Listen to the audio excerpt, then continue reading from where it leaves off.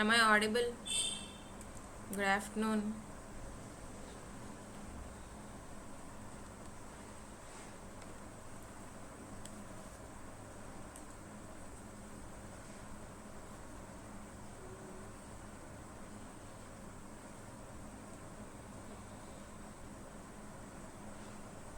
So both audio and video రెండు క్లియర్గా ఉన్నాయండి.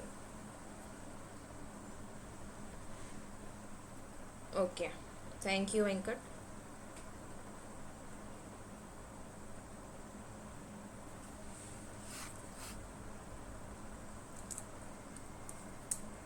సో మనకి first topic source of energy అనేది ఆల్రెడీ కంప్లీట్ చేసుకోవడం జరిగింది.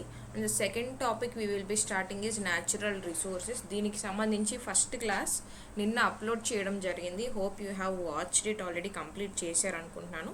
మనకి దీంట్లో న్యాచురల్ రిసోర్సెస్లో దేని గురించి డిస్కస్ చేస్తాము అంటే రెండు సబ్ టాపిక్స్ ఉన్నాయి. ఫస్ట్ మెటల్స్ గురించి చూస్తాము, తర్వాత నాన్ మెటల్స్ గురించి చూస్తాము. ఈ యొక్క మెటల్స్ టాపిక్లో నిన్న క్లాస్లో మీకు up to the refinement and purification of metal వరకు కంప్లీట్ అవుతుంది. దీనిలో ఇన్ డీటెయిల్డ్గా మనం దేని గురించి డిస్కస్ చేయాలి అంటే ఐరన్ అండ్ అల్యూమినియం గురించి చూడాలి. ఆ తర్వాత యాక్టివిటీ సిరీస్, మెటల్స్ యొక్క యాక్టివిటీ సిరీస్ అనేది ఎలా ఉంటాయి, అసలు ఎందుకు ఈ యాక్టివిటీ సిరీస్, అలాగే మెటల్స్ యొక్క కరోజన్ ప్రాపర్టీస్ ఏంటి, అల్లాయిస్ అంటే ఏంటి, ఈ యొక్క అల్లాయిస్లో ఏముంటాయి, అల్లాయిస్లో మీరు దేని గురించి చదువుకోవాలి, and along with that steel, stainless steel, brass, magnalium and gold, వీటికి సంబంధించి ప్రాపర్టీస్ అండ్ యూజెస్, అలాగే ఎలా వర్క్ అవుతాయి, ఎక్కడ యూజ్ చేస్తాము, వీటి వల్ల ఉన్నటువంటి అడ్వాంటేజెస్ ఏంటి అనేది కూడా చూస్తాం. నాన్ మెటల్స్లో కూడా సేమ్ జనరల్ ప్రాపర్టీస్ అనేవి చూస్తాము. Like preparation of hydrogen preparation process ఏంటి, ల్యాబ్లో ఎలా ప్రిపేర్ చేస్తాము, న్యాచురల్గా ఎలా ప్రిపేర్ చేస్తాము అనేది చూస్తాం. నెక్స్ట్ అమ్మోనియా గురించి చూస్తాం. అమ్మోనియా తర్వాత సల్ఫర్ గురించి చూస్తాం. వీటన్నిటికీ సంబంధించి ప్రాపర్టీస్ అంటే నథింగ్ బట్ ఫిజికల్ ప్రాపర్టీస్ అనేవి ఎలా ఉంటాయి, కెమికల్ ప్రాపర్టీస్ అనేవి ఎలా ఉంటాయి, దాని యొక్క అడ్వాంటేజెస్ ఎలా ఉంటాయి, డిసడ్వాంటేజెస్ ఎలా ఉంటాయి అనేది కూడా డిస్కస్ చేయడం జరుగుతుంది. రైట్. సో నిన్న క్లాస్ ఒకసారి క్విక్ సమ్మరీ అనేది ఇస్తాను, బికాజ్ నిన్న క్లాస్ రికార్డెడ్ కాబట్టి I don't know if you have watch it or not. So ఈరోజు ఒక క్విక్ సమ్మరీ అనేది కూడా దానికి సంబంధించి చెప్తాను. రైట్. సో ఫస్ట్ దేని గురించి చూస్తాము న్యాచురల్ రిసోర్సెస్లో అంటే ఓర్స్ అంటే ఏంటి, మినరల్స్ అంటే ఏంటి, ఇవి రెండింటి మధ్య డిఫరెన్సెస్ తెలియాలి. సో క్విక్గా కనుక మనం చూస్తే ఫస్ట్ మనకి ఎర్త్ ఉంటుంది. మన ఎర్త్కి 3 లేయర్స్ ఉంటాయి. ఎర్త్లో క్రస్ట్ ఉంటుంది, మ్యాంటిల్ ఉంటుంది, కోర్ ఉంటుంది. రైట్. ఇవి 3 లేయర్స్ ఆఫ్ అర్త్ అనమాట. సో మనకి ఈ క్రస్ట్ లేయర్ అనేది ఏదైతే ఉంటుందో ఈ క్రస్ట్లో మనకి మినరల్స్ ఉంటాయి. ఓకే, ఈ యొక్క మినరల్సే మనకి లభించేటువంటి ఎలిమెంట్స్ అనమాట, లేదంటే ఎలిమెంట్స్ కానీ కాంపౌండ్స్ కానీ చెప్పొచ్చు అనమాట. ఈ యొక్క మినరల్స్లో ఏముంటాయి అంటే మనకి ఓర్స్ ఉంటాయి. ఈ యొక్క ఓర్స్లో కూడా అన్నీ మనకి యూజ్ అయ్యేటువంటి ఓర్స్ ఉంటాయి అంటే అన్నీ మనకి యూజ్ అయ్యేటువంటి ఓర్స్ కాదు, కొన్ని ఓర్స్ మాత్రమే మనకి యూజ్ అయ్యేటువంటి మెటల్స్ కలిగి ఉన్నటువంటి ఓర్స్. సో కొన్ని మాత్రమే మనకి యూజ్ఫుల్ ఉంటాయి, కొన్ని మనకి యూస్ఫుల్ ఉండవు. సో ఈ యొక్క యూజ్ అయ్యేటువంటి ఓవర్స్ని ఏం చేస్తాము అగైన్ అంటే మనం వీటిని రిఫైన్ చేసుకుంటాం. రిఫైన్ చేసుకుంటే తర్వాత మనకు వచ్చేదే ప్యూర్ మెటల్స్. మనకు కావాల్సినటువంటి ప్యూర్ మెటల్స్ అనేవి ఎప్పుడు వస్తాయి అంటే ఈ ప్రాసెస్ జరిగిన తర్వాత వస్తాయి. సో ఈ యొక్క ఓర్ నుంచి మనకు కావాల్సినటువంటి ఈ మెటల్ని రిఫైన్ చేసే వరకు ఈ యొక్క ప్రాసెస్, వేస్ట్ మెటీరియల్స్ ఉంటాయి కదా, ఆ వేస్ట్ మెటీరియల్స్ని మనం ఈ యొక్క సైన్స్ టర్మినాలజీలో లేదంటే న్యాచురల్ రిసోర్సెస్ మెటలర్జీ ప్రాసెస్లో ఏమంటాము అంటే ఇంప్యూరిటీస్ అంటాం. ఈ యొక్క ఇంప్యూరిటీస్ని గ్యాంగ్ ఆర్ మ్యాట్రిక్స్ అని పిలవడం జరుగుతుంది. ఓకే, సో ఈ యొక్క రిమూవల్ ప్రాసెస్ని ఏమంటాము అంటే మెటలర్జీ అని అంటాం. క్లియర్. సో ఇది బ్రీఫ్గా మనం నిన్న క్లాస్లో చూస్తామన్నమాట.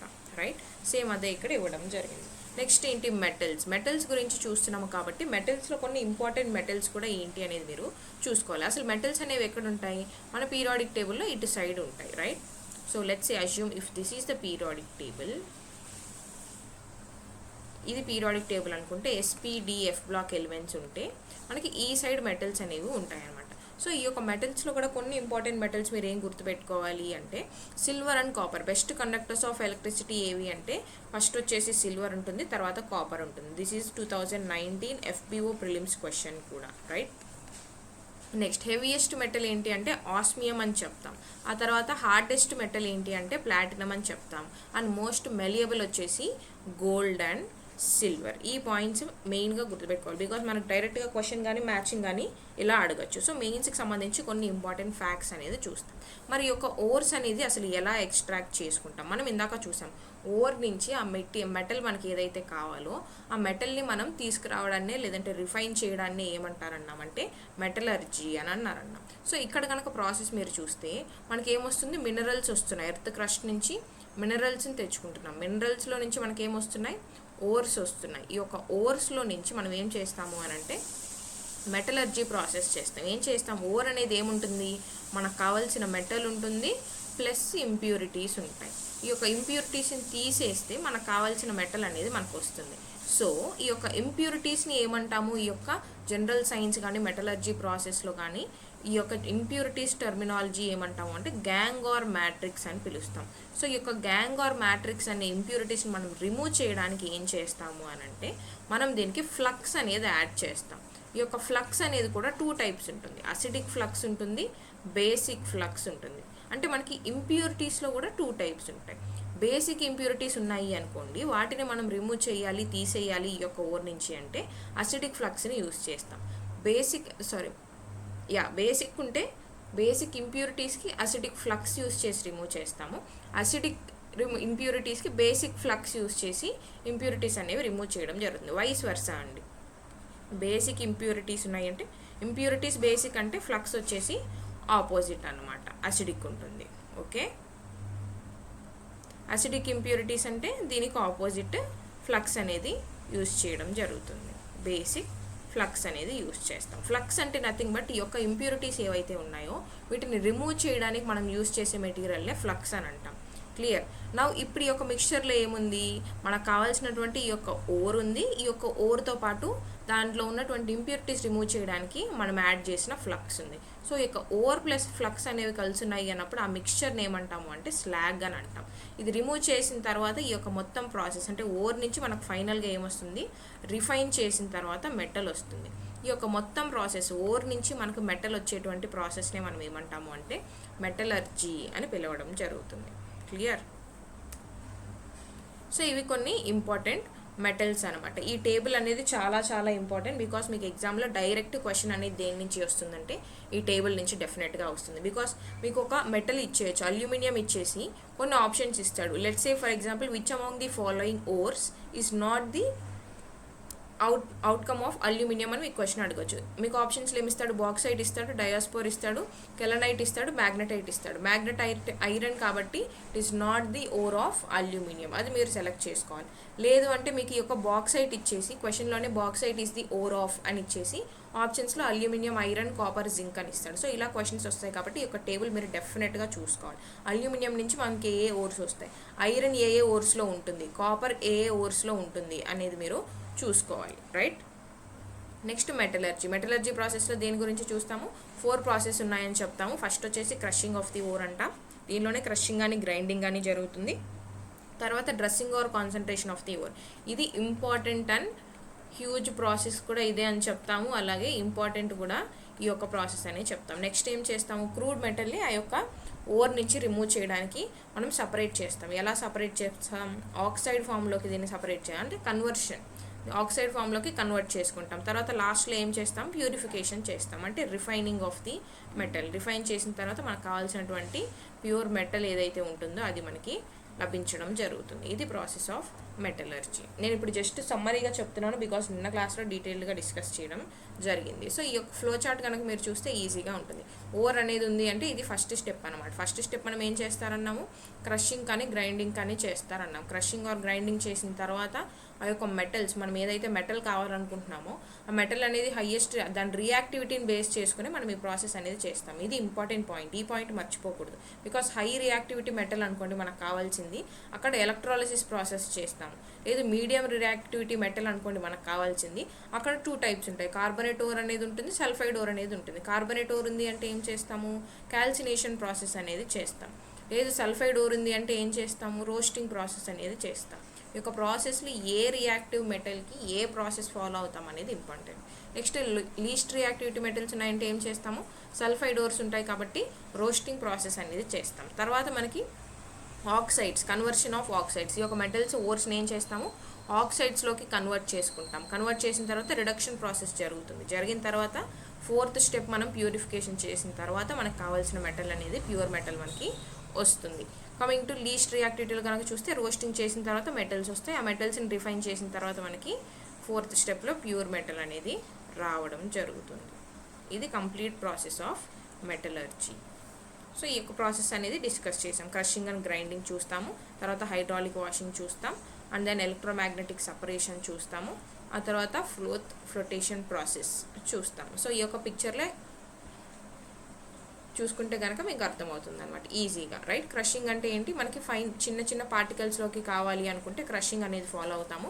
లేదు మాకు పౌడర్గా కావాలి, ఆ యొక్క మెటల్ ఓర్ అనేది మనం పౌడర్ చేసుకోవాలి, పౌడర్ ఫామ్లో కావాలి అనుకున్నప్పుడు గ్రైండింగ్ ప్రాసెస్కి వెళ్తాం. మరి హైడ్రాలిక్ వాషింగ్లో ఏం చేస్తాము, ఏదైనా ఒక వాటర్ ఫ్లో అనేది ఇలా వెళ్తుంది అన్నప్పుడు ఆ వాటర్ మీద మనకు కావాల్సినటువంటి ఆ యొక్క ఓర్ పార్టికల్స్ ఏవైతే ఉన్నాయో వాటిని రిలీజ్ చేయడం జరుగుతుంది. ఏవైతే మనకి ఓర్ కావాలో ఆ ఓర్ అనేది ఇక్కడ ఇలా మిగిలిపోవడం జరుగుతుంది. And then waste particles or impurities ఏవైతే మనం గ్యాంగ్ అని చెప్పామో ఆ గ్యాంగ్ అనేది వాటర్తో పాటు ఫ్లో అయ్యి వెళ్ళిపోవడం జరుగుతుంది, రైట్. ఇలా మనం మెటల్ని సపరేట్ ఇక్కడ ఇలా చేసుకుంటాం. నెక్స్ట్ ఫ్లోటేషన్లో ఏం జరుగుతుందన్నాము, కంప్రెస్డ్ ఎయిర్ అనేది మనం పంపించినప్పుడు వాటర్తో పాటు పైన ఆయిల్ ఉంటుంది. ఈ యొక్క మిక్చర్లో మనం సల్ఫైడ్ ఓర్ పార్టికల్స్ని పెట్టుకుంటాం అనమాట. సో ఎయిర్ అనేది ఎప్పుడైతే ఈ డైరెక్షన్లో ఇందులోకి వస్తుందో వచ్చినప్పుడు అందులో ఉన్నటువంటి ఇంప్యూరిటీస్ ఆర్ గ్యాంగ్ పార్టికల్స్ అనేవి కింద కంటైనర్ కింద ఉండిపోవడం జరుగుతుంది. ఏవైతే మనం మెటల్ ఓర్ అనేది కావాలో అది వాటర్లో పైన లేయర్లో ఫ్రోత్తో పాటు, ఫ్రోత్ అంటే నథింగ్ బట్ నురుగు అంటాం కదా, అదే ఫ్రోత్ అనమాట. ఈ నురుగులో అది ఇక్కడ తేలడం జరుగుతుంది. దీని నుంచి మనకు కావాల్సిన మెటల్ని మనం తీసుకుంటాం, right. So this is the 3rd step, conversion. ఆక్సైడ్లోకి 3rd స్టెప్లో కన్వర్షన్ చేసుకుంటాం. ఆక్సైడ్లోకి కన్వర్ట్ చేసుకుంటాము, ఆ ఆక్సైడ్ని అగైన్ మెటల్లోకి కన్వర్ట్ చేసుకుంటాం. సో ఆక్సైడ్లో కన్వర్ట్ చేసుకోవాలంటే ఏ ప్రాసెస్ యూజ్ చేస్తాం, క్యాల్సినేషన్ అన్నాం. దీంట్లో ఇంపార్టెంట్ ఏం గుర్తుపెట్టుకోవాలి, యాబ్సెన్స్. దీన్నే మీరు ఈజీగా గుర్తుపెట్టుకోవడానికి క్యాబ్ అని గుర్తుపెట్టుకోండి అని చెప్పాను. అంటే క్యాల్సినేషన్ యాబ్సెన్స్ ఆఫ్ ఎయిర్లో చేస్తాం. నెక్స్ట్ రోస్టింగ్ అనేది ఓర్ని మనం ప్రెజెన్స్ ఆఫ్ ఎయిర్లో హీట్ చేస్తాం, దాన్ని రోస్టింగ్ అని అంటాం. నెక్స్ట్ స్మెల్టింగ్ అంటే ఏంటి, ఆ యొక్క ఓర్ని మనం కార్బన్ యూస్ చేసి హై టెంపరేచర్లో హీట్ చేస్తే దాన్నే స్మెల్టింగ్ ప్రాసెస్ అంటారు అని అన్నాం. ఇది with respect to smelting process ఒక ఎగ్జాంపుల్ అనేది మనకి ఇవ్వడం జరిగింది. ఇందాక మనం చూసాం కదా స్లాగ్ అనేది యూస్ చేస్తాము అని. ఈ యొక్క స్లాగ్లో అగైన్ గ్యాంగ్ అండ్ సబ్స్టెన్స్ ఉంటుంది. ఫ్లక్స్ అనేది 2 టైప్స్ ఉంటుంది, అసిడిక్ ఫ్లక్స్ ఉంటుంది, బేసిక్ ఫ్లక్స్ ఉంటుంది. కొన్ని ఎగ్జాంపుల్స్ అనేది ఇక్కడ ఇవ్వడం జరిగింది, రైట్. నెక్స్ట్ వచ్చేసి మెటల్ డిస్ప్లేస్మెంట్ మెథడ్. 3rd స్టెప్లో మనం యూస్ చేసేటువంటి ప్రాసెస్లు ఇవన్నీ కన్ఫ్యూజ్ అవ్వద్దు. 3rd స్టెప్లో మనం ఈ యొక్క ప్రాసెస్లన్నీ యూస్ చేస్తాం. ఎగ్జాంపుల్గా సిల్వర్కి వచ్చేసి జెర్-వోగెల్ ప్రాసెస్ అనేది యూస్ చేస్తామని ఇచ్చాడు. ఈ ప్రాసెస్ మొత్తం గుర్తుపెట్టుకోవాలా మేడం మరి మేము అని అంటే అవసరం లేదు. ఏ మెటల్కి ఏ ప్రాసెస్ యూస్ చేస్తున్నాము అనేది మాత్రం గుర్తుపెట్టుకుంటే సరిపోతుంది, రైట్. నెక్స్ట్ వచ్చేసి ఎలక్ట్రోలైటిక్ రిడక్షన్. ఈ యొక్క ప్రాసెస్లో మనం ఎలక్ట్రోపాజిటివ్ మెటల్స్కి ఎలా ప్రాసెస్ అనేది జరుగుతుంది అనేది చూస్తాము. అండ్ దెన్ సోడియం యూస్ చేయడానికి డౌన్స్ ప్రాసెస్. ఇందాక సిల్వర్కి ఎలాగైతే ప్రాసెస్ చూసామో అలాగే సోడియం అనేది మనం ఎక్స్ట్రాక్ట్ చేయాలి మ్యానుఫ్యాక్చరింగ్లో, డౌన్స్ ప్రాసెస్ అనేది ఫాలో అవుతాం అనమాట. సేమ్ అలాగే Hall Heroult process. Next one వచ్చేసి ప్యూరిఫికేషన్ ఆర్ రిఫైనింగ్. ఇదే మనం 4th స్టెప్గా మాట్లాడతాం. ఈ యొక్క 4th స్టెప్ తర్వాతే మనకు కావాల్సినటువంటి ప్యూర్ మెటల్ ఏదైతే ఉంటుందో ఈ యొక్క ప్యూర్ మెటల్ అనేది మనకి రావడం జరుగుతుంది. నెక్స్ట్ ఏంటి, లిక్వేషన్ ప్రాసెస్. గుర్తుపెట్టుకోండి, లిక్వేషన్ ఈజ్ డిఫరెంట్ ఫ్రమ్ లిక్విఫాక్షన్.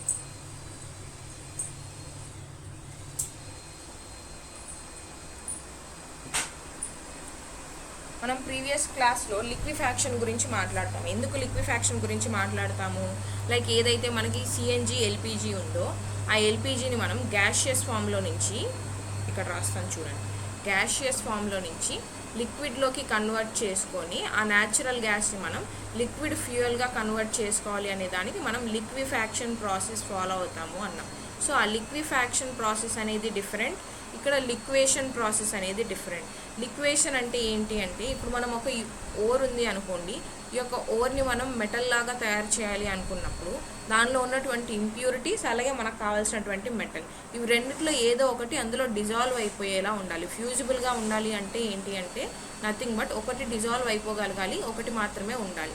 సింపుల్గా చెప్పాలంటే ఇంప్యూరిటీస్ అనేవి అందులో మిగిలిపోవాలి. మనకు కావాల్సినటువంటి మెటల్ ఏదైతే ఉంటుందో అది డిజాల్వ్ అయిపోయినప్పుడు ఆ లిక్విడ్ నుంచి మనం మళ్ళీ ఏం చేస్తాము అంటే మనకు కావాల్సిన మెటల్ని మనం తీసుకుంటాం అనమాట. అదే లిక్వేషన్ process.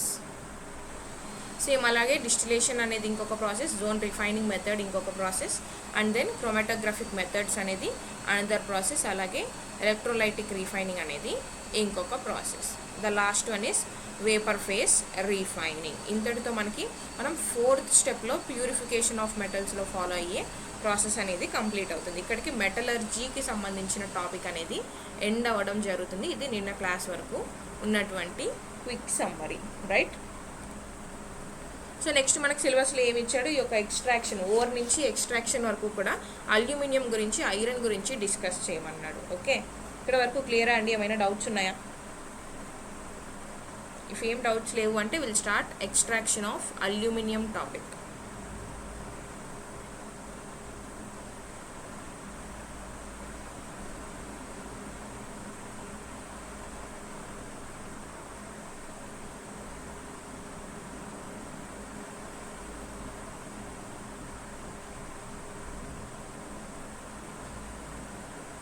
So right, will continue. Extraction of aluminium. Aluminium అనేది అసలు మనకి ఎక్కడి నుంచి వస్తుంది? ఒక ఓర్ నుంచి వచ్చిందే అల్యూమినియం. ఎందుకంటే అల్యూమినియం అనేది, ఓకే నాగూర్ బాబు గారు, థ్యాంక్ యూ. అల్యూమినియం అనేది మనకి మెటల్.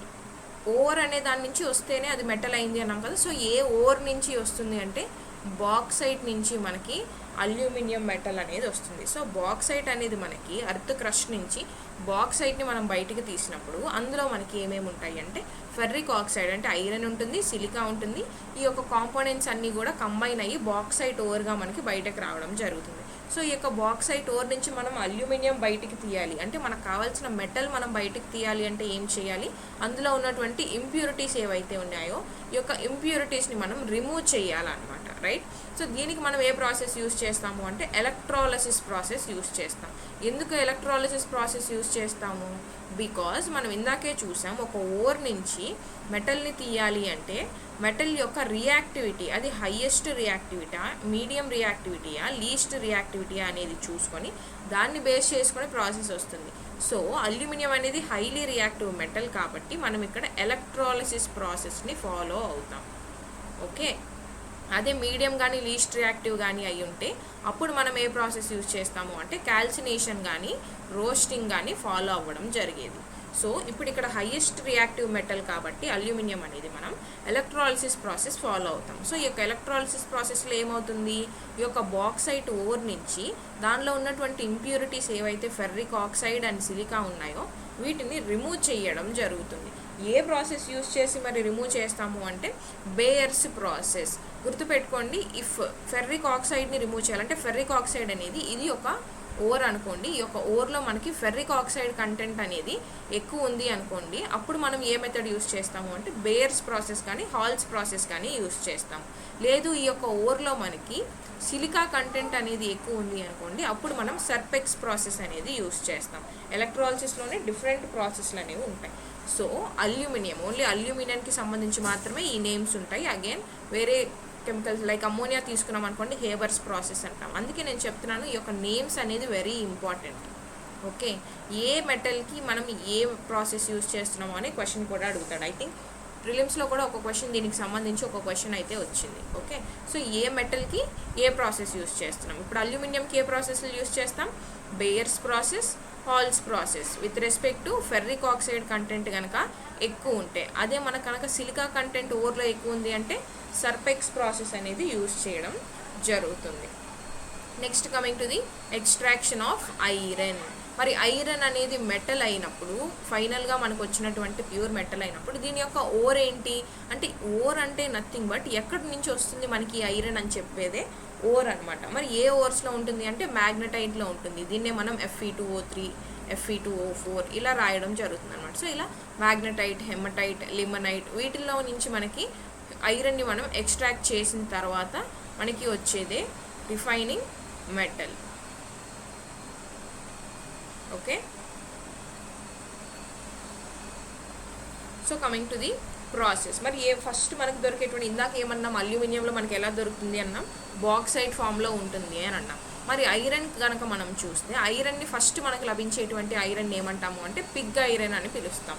లైక్ మనం ఏదైతే కోల్ చూసాం కదా, కోల్లో మనం డిఫరెంట్ టైప్స్ అంటే దాని ఫార్మేషన్ నుంచి దాని లాస్ట్ హైయెస్ట్ క్వాలిటీ కోల్ వరకు వచ్చేసరికి కోల్లో 4 ఉంటాయి అన్నాము. ఫస్ట్ పీట్గా ఫామ్ అవుతుంది అన్నాం, ఈ పీటే లిగ్నైట్ అవుతుంది అన్నాము, ఈ లిగ్నైటే మనకి బిట్యూమినస్ అవుతుంది అన్నాం, బిట్యూమినస్సే మనకి యాంథ్రసైట్ అవుతుంది అని చూసాం.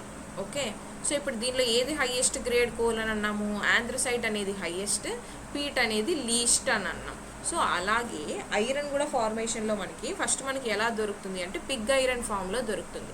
సో ఈ యొక్క పిగ్ ఐరన్ని మనం ఏం చేస్తాము అని అంటే దీన్ని కూల్ చేస్తాం, అంటే హీట్ చేస్తాం కదా. ఐరన్ని జనరల్గా హీట్ చేసి మనకు కావాల్సినటువంటి ప్రాసెస్లో హీట్ చేసిన తర్వాత మనకు డిజైర్డ్ ఎలా కావాలనుకుంటే అలా తయారు చేసుకోవడం జరుగుతుంది. సో ఈ యొక్క పిగ్ ఐరన్ అనేది కూల్ అయిన తర్వాత ఏమవుతుంది అంటే ఇది వైట్ క్యాస్ట్ ఐరన్ లాగా ఫామ్ అవుతుంది. కూల్ అయిన తర్వాత సింపుల్గా గుర్తుపెట్టుకోండి, పిగ్ ఐరన్ కూల్ అయిన తర్వాత ఏమంటాము అంటే వైట్ క్యాస్ట్ ఐరన్ అని అంటాం. సో దీనిలో ఏముంటుంది, కార్బన్ ఉంటుంది. ఈ యొక్క కార్బన్ ఉన్నప్పుడు ఏమంటాము అంటే దీన్ని సిమెంటైట్ అని పిలుస్తాం, రైట్. అండ్ ఫర్దర్ ఇంకొంచెం కూల్ అయిన తర్వాత ఇదేమవుతుంది అంటే గ్రే క్యాస్ట్ ఐరన్గా ఫామ్ అవ్వడం జరుగుతుంది. ఈ యొక్క గ్రే క్యాస్ట్ ఐరన్లో కార్బన్ అనేది ఏ ఫామ్లో ఉంటుంది అంటే గ్రాఫైట్ ఫామ్లో ఉంటుంది. ఓకే, సో దీన్ని అందుకే మనం గ్రే క్యాస్ట్ ఐరన్ అని పిలుస్తాం. ఈ యొక్క క్యాస్ట్ ఐరన్నే పిగ్ ఐరన్ అని చెప్పి, అంటే ఈ యొక్క పిగ్ ఐరన్ అంటే ఏంటి, ఇప్పుడు లీస్ట్ ఫామ్ ఆఫ్ లైక్ కోల్లో మనం ఎలాగైతే పీట్ అనేది లీస్ట్ గ్రేడ్ కోల్ అన్నామో అలాగే పిగ్ ఐరన్ అనేది మనకి లీస్ట్ గ్రేడ్ ఐరన్ అని మనం చెప్పచ్చు అనమాట, రైట్. సో లాస్ట్లో మనకు ఫామ్ అయ్యేది ఏంటి అంటే ఇలా ఫర్దర్ ప్రాసెస్ జరిగినప్పుడు రాట్ ఐరన్ అనేది మనకి ఫామ్ అవుతుంది. ఈ యొక్క రాట్ ఐరన్ అనేది మనకి very expensive and cleanest form of iron. అంటే మనం అన్ని ఇప్పుడు మనం యూజ్ చేసినటువంటి ఇన్ఫ్రాస్ట్రక్చర్ కానీ వీటన్నిటికీ మనం ఏ ఐరన్ యూజ్ చేస్తాము అంటే ఈ యొక్క రాట్ ఐరన్ అనేది యూజ్ చేస్తాం. అందుకే ఇది very expensive because carbon content అనేది ఏదైతే ఉంటుందో ఈ యొక్క కార్బన్ కంటెంట్ అనేది దీనిలో ఎక్కువ ఉంటుంది కాబట్టి మనకి రాట్ ఐరన్ అనేది మనం యూజ్ చేయడం జరుగుతుంది. సేమ్ అదే కదా మనం కోల్లో కూడా చూస్తాం. యాంథ్రసైట్ ఎందుకు హైయెస్ట్ క్వాలిటీ కోల్ అంటున్నాము, బికాస్ కార్బన్ కంటెంట్ అనేది ఇందులో ఎక్కువ ఉంటుంది కాబట్టి. అదే ఇక్కడ కూడా ఉంటుంది, ఐరన్లో కూడా కార్బన్ కంటెంట్ అనేది రాట్ ఐరన్లో ఎక్కువ ఉంటుంది కాబట్టి ఇది మనకి కమర్షియల్ ఐరన్ అని కూడా పిలుస్తాము, లేదంటే ఆల్ ది కమర్షియల్ యూజెస్కి కూడా ఈ యొక్క ఐరన్ని మనం యూజ్ చేయడం జరుగుతుంది. ఇది with respect to the extraction of iron అనమాట. సో క్లియర్ కదా ఇక్కడ వరకు. సో ఇది అయిపోయిన తర్వాత మనం దేని గురించి డిస్కస్ చేస్తాము అంటే activity series. So before going to activity series just have a quick summary. You need to know ore అనేది ఫస్ట్ స్టెప్. ఓర్ నుంచి మనకి ప్యూర్ మెటల్ రావడానికి మనం ఫాలో అయ్యేదే కంప్లీట్ మెటలర్జీ. ఓకే, ఈ యొక్క ప్రాసెస్ అనేది మీకు అర్థమైంది అని అంటే మీరు దీని నుంచి ఏ క్వశ్చన్ వచ్చినా కూడా చాలా ఈజీగా ఆన్సర్ చేయొచ్చు. ఈజియెస్ట్ యూనిట్ ఏదైనా ఉంది అంటే I will say this one, natural resources. Why? Because మీకు ఈ ప్రాసెస్ అనేది అర్థమైంది అని అంటే ఏ క్వశ్చన్ వచ్చినా మీరు ఈజీగా ఆన్సర్ చేయొచ్చు. ఓర్ వస్తుంది అంటున్నాం, ఓర్ నుంచి కాన్సన్ట్రేషన్ ఆఫ్ ది ఓర్ చేస్తాం. ఈ యొక్క కాన్సన్ట్రేషన్ని డ్రెస్సింగ్ అని కూడా పిలుస్తాం. ఓకే, ఇదే మనకి సెకండ్ స్టెప్ అనమాట. 4 స్టెప్స్లో ఫస్ట్ స్టెప్ వచ్చేసి ఓర్ వచ్చిన తర్వాత మనకి ఆ ఓర్ నుంచి క్రషింగ్ ఆర్ గ్రైండింగ్ చేసిన తర్వాత డ్రెస్సింగ్ చేస్తాం. ఈ డ్రెస్సింగ్ అనేది second step. So highly reactive metals అయితే ఎలక్ట్రాలిసిస్ చేస్తాము, మీడియం రియాక్టివ్ అయితే మీడియం రియాక్టివ్లో కూడా అగైన్ కార్బనేట్ అనేది కనుక ఓర్గా ఉంది అంటే క్యాల్సినేషన్ చేస్తాం, సల్ఫైడ్ అనేది ఓర్గా ఉంది అంటే రోస్టింగ్ చేస్తాం. ఇది మీడియం రియాక్టివ్ మెటల్స్కి. Next least reactive metals. Least reactive metals ఉన్నాయి సల్ఫైడ్ ఓర్స్ అంటే రోస్టింగ్ ప్రాసెస్ అనేది చేస్తాం. సో ఇవన్నీ చేసిన తర్వాత మనకు ఫైనల్గా ఏం రావాలి, ప్యూర్ మెటల్ అనేది రావాలి. ఇక్కడ మాత్రం ఎలక్ట్రాలిసిస్, ఇందాక మనం చూసాం, ఎలక్ట్రాలిసిస్ ప్రాసెస్ అనేది చేసిన తర్వాత మనకి ప్యూర్ మెటల్ వచ్చేస్తుంది. But when it comes to medium reactivity metals, calcination or roasting చేసిన తర్వాత మనకి ఆక్సైడ్స్లో కన్వర్ట్ చేయాలి. బికాస్ మనకి ఆ కన్వర్షన్ అనేది ఆక్సైడ్లో ఉంటేనే ఇంప్యూరిటీస్ రిమూవ్ చేయడం ఈజీ అవుతుంది. సో దట్ ఈస్ వై ఏం చేస్తాము, ఆ మెటల్ని మళ్ళీ మనం ఆక్సైడ్లోకి కన్వర్ట్ చేసుకుంటాం. ఇది మనకి థర్డ్ స్టెప్ అనమాట. ఓకే, ఈ యొక్క ఆక్సైడ్స్ని అగైన్ ఏం చేస్తాము, రిడక్షన్ ప్రాసెస్ అనేది జరుగుతుంది. రిడక్షన్ జరిగిన తర్వాత ఫైనల్గా మనం ప్యూరిఫికేషన్ చేస్తాం. ఇది మనకి ఫోర్త్ స్టెప్. సో ఫైనల్గా మనకు కావాల్సిన ప్యూర్ మెటల్ అనేది వస్తుంది. ఇది ప్రాసెస్, రైట్. సో నెక్స్ట్ వచ్చేసి మన సిలబస్లో ఉన్నది యాక్టివిటీ సిరీస్. అసలు ఏంటి యాక్టివిటీ సిరీస్? ఒక ఎలిమెంట్ కానీ ఒక మెటల్ కానీ ఉంది అంటే అది దేంతో రియాక్ట్ అయినప్పుడు దాని రియాక్టివిటీ అనేది ఎలా ఉంది అంటే ఇందాక అన్నాం కదా హైలీ రియాక్టివ్ మెటల్స్ అన్నాం, మీడియం రియాక్టివ్ మెటల్స్ అన్నాం, లీస్ట్ రియాక్టివ్ మెటల్స్ అన్నాం. మరి ఒక మెటల్స్ అనేవి ఎలా రియాక్ట్ అవుతున్నాయి, దేంతో మిక్స్ అయినప్పుడు ఎలా రియాక్ట్ అవుతున్నాయి అని తెలుసుకోవడానికి ఈ యొక్క మెటల్స్ని మనం ఒక ఆర్డర్లో అరేంజ్ చేసుకోవడం జరుగుతుంది. ఆ ఆర్డర్ని ఏమంటాము అంటే యాక్టివిటీ సిరీస్ అని అంటాం. ఈ యొక్క ఆర్డర్ అనేది వెరీ మచ్ ఇంపార్టెంట్, బికాస్ మీకు ఏ మెటల్ అనేది దేంతో రియాక్ట్ అవుతుంది. మీకు ఆప్షన్స్లో ఇచ్చాడు అనుకోండి, ఏదైనా ఒక మెటల్ ఇచ్చేసి ఈ మెటల్ ప్యూరిఫికేషన్ గురించి అడిగాడు, ఆ ప్యూరిఫికేషన్లో ఏ ప్రాసెస్ గురించి అడిగాడు అనుకుందాం. మీకు ఆ ప్రాసెస్ ఏంటి అనేది ఐడియా లేదు, బట్ మీ యొక్క యాక్టివిటీ సిరీస్ అనేది తెలుసు అనుకోండి. ఫర్ ఎగ్జాంపుల్ మీకు హైయెస్ట్ రియాక్టివ్ మెటల్ ఇచ్చాడు అనుకోండి, ఆప్షన్స్లో మీరు మిగతా ఇచ్చిన ఏదైనా calcination, roasting, electrolysis and then liquation ఇచ్చాడు అనుకుందాం. ఓకే, సో మీరు ఈజీగా ఇక్కడ ఆన్సర్ చేయొచ్చు. ఎందుకంటే ఒక highest reactive metal let's say అల్యూమినియమే ఇచ్చాడు, అల్యూమినియంకి మనం ఏ ప్రాసెస్ యూజ్ చేస్తాము అన్నాడు అనుకోండి, ఈజీగా ఎలిమినేట్ చేయొచ్చు. బికాస్ హైయెస్ట్ రియాక్టివ్ అంటే ఏ ప్రాసెస్ అవ్వాలి, ఎలక్ట్రాలిసిస్ అవ్వాలి, ఇవేవి అవ్వాలి. సో మీకు ఈ యొక్క ప్రాసెస్లు అన్నీ తెలిసి ఉండనక్కర్లేదు. క్యాల్సినేషన్ అంటే ఏంటి, రోస్టింగ్ అంటే ఏంటి, ఎలక్ట్రాలిసిస్ అంటే ఏంటి, లిక్వేషన్ అంటే ఏంటి, ఇవన్నీ తెలియకపోయినా కూడా ఆ యొక్క రియాక్టివిటీ తెలిసినా కూడా మీరు క్వశ్చన్కి ఆన్సర్ చేయొచ్చు. అందుకే నేను ఈ చాప్టర్ అనేది వెరీ ఈజీ, దీన్ని మీరు కాన్సన్ట్రేట్ చేసి చదవండి అని చెప్తున్నాను. ఓకే, సో ఎలిమెంట్స్ గురించి కనుక మనం చూస్తే ఫస్ట్ మనకు పీరియాడిక్ టేబుల్ తెలుసు. సో పీరియాడిక్ టేబుల్లో మనకి ఎన్ని ఎలిమెంట్స్ ఉంటాయి, 118 ఎలిమెంట్స్ ఉంటాయి, ఇది మనకి తెలుసు. సో ఈ 118 ఎలిమెంట్స్లో కూడా 92 అనేది మనకి న్యాచురల్గా ఉంటాయి. అంటే మన అర్త్ క్రస్ట్లో మనకి న్యాచురల్గా 92 ఎలిమెంట్స్ దొరుకుతాయి. మరి మిగతా ఎలిమెంట్స్ ఏమవుతాయి అంటే మిగతా 26 ఏవైతే ఉంటాయో ఈ 26 అనేవి మనకి న్యాచురల్గా అర్త్ క్రస్ట్లో దొరకవు. సో వీటిని మనం ల్యాబ్స్లో తయారు చేయించడం జరుగుతుంది. ఓకే, సో ఈ యొక్క ఎలిమెంట్స్ యొక్క ప్రాపర్టీస్ అంటే ఇవి ఒక ఎలిమెంట్తో ఎలా రియాక్ట్ అవుతున్నాయి, వీటి ఫిజికల్ ప్రాపర్టీస్ ఏంటి, వీటి కెమికల్ ప్రాపర్టీస్ ఏంటి అని దాన్ని బేస్ చేసుకొని వీటిని మనం మెటల్స్, నాన్ మెటల్స్, మెటలాయిడ్స్ అని డివైడ్ చేసుకోవడం జరుగుతుంది అన్నమాట. ఓకే, మెటలాయిడ్స్ అంటే nothing but both metals and non metals యొక్క ఫీచర్స్ కలిపి ఉంటే దాన్ని ఏమంటాము అంటే మెటలాయిడ్స్ అని అంటాం. రైట్, సో ఇప్పుడు మనం మెటల్స్ గురించి డిస్కస్ చేస్తున్నాం కాబట్టి మెటల్స్ గురించి మాత్రమే మనం ఇప్పుడు చూడడం జరిగింది. సో మెటల్స్ అనేవి ఎక్కడ ఉంటాయి, first top of the reactivity సిరీస్లో మనకి మెటల్స్ అనేవి ఉంటాయి అన్నమాట. ఓకే, అండ్ వాటి యొక్క రియాక్షన్ అంటే ఎలా రియాక్ట్ అవుతాయి సింపుల్గా గుర్తుపెట్టుకోవాలి అంటే మీరు హైడ్రోజన్ ఉంటుంది మనకి యాక్టివ్, నేను మీకు పిక్చర్ కూడా చూపిస్తాను, ఈజీగా గుర్తుపెట్టుకోవడానికి ట్రిక్ కూడా చెప్తాను, డోంట్ వరీ. హైడ్రోజన్ ఉంది అనుకోండి, హైడ్రోజన్ పైన మనకి ఏ మెటల్ ఉన్నా సరే అది మనకి హైడ్రోజన్ తర్వాత ఉన్నటువంటి మెటల్ని డిస్ప్లేస్ చేయగలదు అనే పాయింట్ మీరు గుర్తుపెట్టుకోండి. ఇది గుర్తుపెట్టుకుంటే సింపుల్. ఓకే, ఇప్పుడు ఈ యొక్క పిక్చర్ చూడండి, మనకి పైన ఉన్నాయి కదా, ఇవన్నీ కూడా హైలీ రియాక్టివ్ మెటల్స్ అనమాట. హైడ్రోజన్ అన్నాను నేను, హైడ్రోజన్ ఎక్కడుంది, హైడ్రోజన్ ఇక్కడుంది. సో ఈ యొక్క హైడ్రోజన్ పైన ఏవైతే మెటల్స్ ఉన్నాయో ఈ మెటల్స్ అన్నీ కూడా ఈ కింద ఉన్నటువంటి మెటల్స్ని ఈజీగా డిస్ప్లేస్ చేయగలవు అనే పాయింట్ మీరు గుర్తుపెట్టుకోండి. అంటే ఇవన్నీ హైలీ రియాక్టివ్ మెటల్స్, ఇవన్నీ లీస్ట్ రియాక్టివ్ మెటల్స్. ఎందుకు లీస్ట్ రియాక్టివ్ అని ఎందుకు అనొచ్చు, చూడండి మీరు ఇక్కడ గోల్డ్, ప్లాటినం, సిల్వర్ అని ఇచ్చాడు. సో మీరు రియల్ లైఫ్ ఎగ్జాంపుల్ కనుక తీసుకుంటే మనం గోల్డ్, సిల్వర్, ప్లాటినం ఈ ఆర్నమెంట్స్ డైలీ వేర్లో వేసుకుంటాం కదా. ఎందుకు వేసుకుంటాము, because they are least reactive కాబట్టి మనం వేసుకున్నప్పుడు మన అట్మాస్ఫియర్లో ఉన్నటువంటి ఎయిర్తో కావచ్చు, వాటర్ వేపర్తో కావచ్చు, వాటర్తో కాబట్టి రియాక్ట్ అవ్వట్లేదు. అయ్యాయి అంటే ఏమవుతాయి, ఎయిదర్ డిజాల్వ్ అయిపోతాయి లేదంటే కరోడ్ అయిపోతాయి. మనం ఈ టాపిక్ నెక్స్ట్ చూస్తాం కరోజన్ గురించి. కరోడ్ అయిపోతాయి, ఇలా డైలీ వేసుకున్నవి డైలీ డిజాల్వ్ అయిపోయి కరోడ్ అయిపోతే వాటిని ఇంకా వేసుకోగలమా, వేసుకోలేము. ఇలా రియల్ లైఫ్ ఎగ్జాంపుల్కి మీరు చూసుకుంటే ఇవి లీస్ట్ రియాక్టివ్ కాబట్టే వేసుకోగలుగుతున్నాం. మరి హైడ్రోజన్ పైన ఉన్నటువంటి మెటల్స్ అన్నీ హైలీ రియాక్టివ్ అంటే వీటిని మనం డైలీ వేర్లో వేసుకోలేము. లెట్స్ సే ఒక పొటాషియం కానీ సోడియం కానీ తీసుకోండి, వీటన్నిటి మనం డైలీ వేర్లో చేతిలో పట్టుకొని తిరగగలమా, because they react very easily in our atmosphere. అందుకే వీటిని హైలీ రియాక్టివ్ మెటల్స్ అని అంటున్నాము. హైడ్రోజన్ తర్వాత ఉన్నటువంటి ఎలిమెంట్స్ అన్ని మెటల్స్ అన్నిటినీ కూడా లీస్ట్ రియాక్టివ్ మెటల్స్ అని చెప్తాం. రైట్, సో దీన్ని మరి ఈజీగా ఎలా గుర్తుపెట్టుకోవాలి, హైడ్రోజన్ పైన ఏమొస్తాయి, హైడ్రోజన్ కింద ఏమొస్తాయి అనేది మీరు ఈజీగా గుర్తుపెట్టుకోవాలి అంటే ఈ యొక్క కోడ్ని గుర్తుపెట్టుకోండి. Please stop calling me a careless zebra, instead try learning how copper saves gold. దీనికి మీనింగ్ ఉందా అంటే మీనింగ్ ఉంది అనేది చూడొద్దు, జస్ట్ ఈ యొక్క ఒక సెంటెన్స్ లాగా గుర్తుపెట్టుకోండి. లైక్ మనం ఎలాగైతే పాలిటీ చదివినప్పుడు పాలిటీలో మనకి ఏమున్నాయి, షెడ్యూల్స్ ఉంటాయి, 12 షెడ్యూల్స్. ఈ 12 షెడ్యూల్స్ని ఎలా చదువుతాం మనము?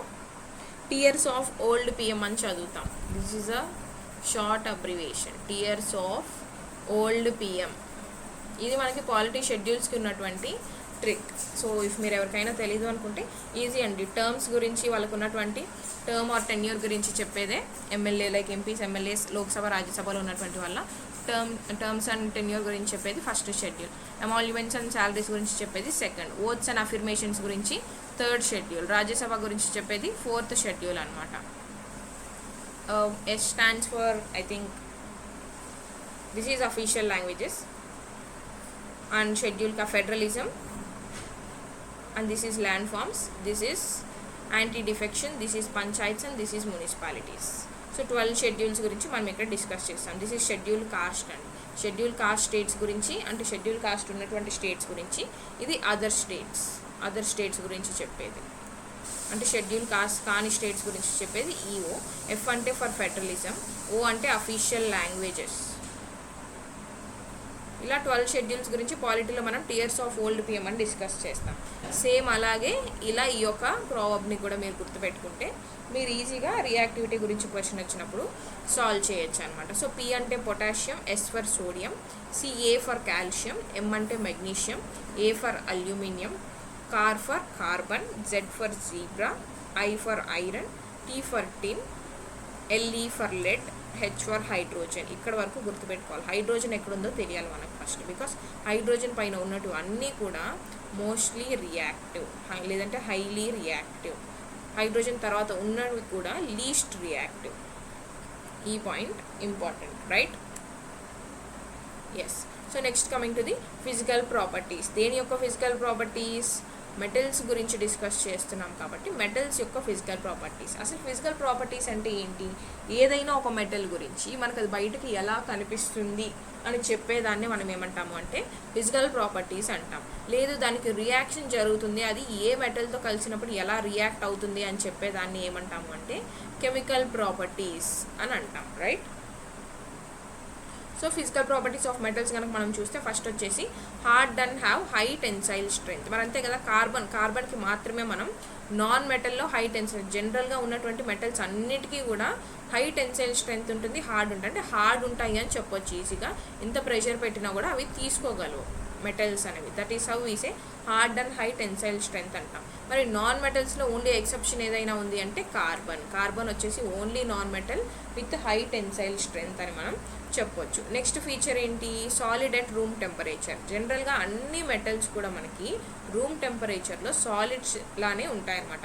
బట్ ఒకే ఒక నాన్ మెటల్ ఏదైతే బ్రోమిన్ ఉంటుందో, ఈ యొక్క బ్రోమిన్ అనేది మనకి లిక్విడ్ టెంపరేచర్లో లిక్విడ్గా ఉంటుంది. ఈ ఒక్కటి ఎక్సెప్షన్ ఉంది, దీన్ని గుర్తుపెట్టుకోవాలి. నెక్స్ట్ వన్ వచ్చేసి సోనరస్ అంటే ఏంటి? ఫర్ ఎగ్జాంపుల్ లెట్స్ సే మన ఇంట్లో జనరల్గా ప్లేట్స్, స్టీల్ ప్లేట్స్ ఉంటాయి కదా, ఒక ప్లేట్స్ని ఒక స్పూన్ తీసుకోండి.